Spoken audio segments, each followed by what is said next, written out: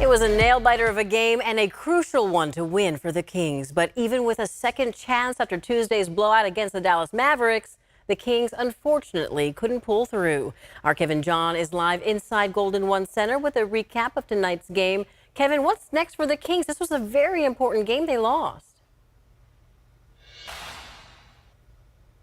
Well, as far as what's next, Laura, it looks like the Kings are going to be a play-in team and not a play-off team. You know, it's funny. It was actually 1 year ago tonight where the Kings clinched a playoff berth, which ended that 16-season playoff drought. We were in Portland for that. And now a year later, the Kings are fighting to even get into the play-in tournament at this point in time. Obviously, nothing is secure. But at any rate, getting back to tonight, this was a game the Kings had to have. And whether you want to look at injuries, whether you want to look at foul discrepancies between the Mavs and the Kings, whatever you want to call it, there's no excuses. At the end of the day, you have to win. And the Dallas Mavericks came into your home not once but twice this week and got the victory. Enough of me talking about it. Let's see how it all went down.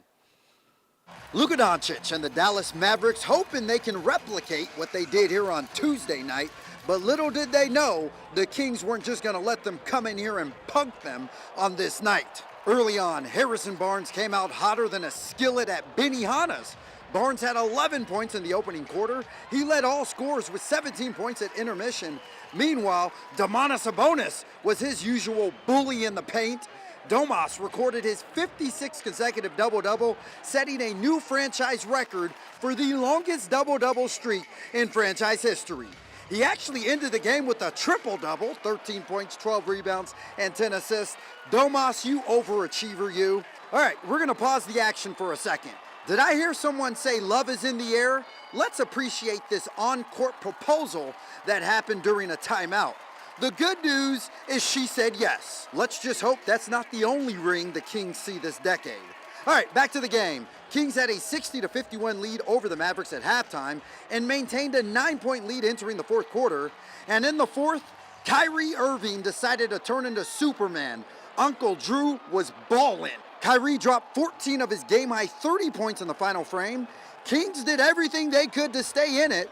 Later in the fourth, De'Aaron Fox pulls up from his trademark elbow jumper for the bucket. Fox had a team-high 23 points. All right, we're going to fast forward to less than 30 seconds left in regulation. Game tied at 103, Mavericks ball. Dante Exum with the clutch three to give the Mavs a 3-point lead. Now, the Kings would still have another chance in the final seconds here. Barnes misses the three. Kings get the offensive rebound.